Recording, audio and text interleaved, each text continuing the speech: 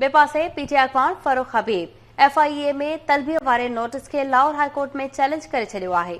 ख़बर अवां खे ॾियूं पिया। तहरीक इंसाफ़ जे अॻवान फारूक हबीब जी दरख़्वास्त ते FIA समेत ॿियनि खे धुर बणायो वियो आहे। अवां खे ॿुधाईंदा हलूं, FIA फारूक हबीब खे सुभाणे 11:30 वॻे तलब कयो आहे। दरख़्वास्त में मौक़िफ़ इख़्तियार कयो वियो।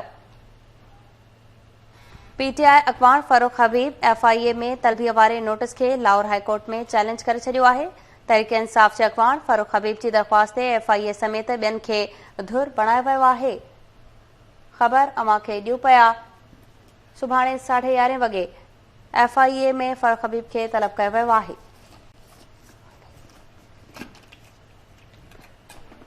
तहरीक इंसाफ़ अॻवान फारूक हबीब जी दरख़्वास्त ते FIA समेत ॿियनि खे धुर बणायो वियो आहे। अवां खे अपडेट कयो पिया। FIA फारूक हबीब खे सुभाणे 11:30 वॻे तलब करे वरितो आहे।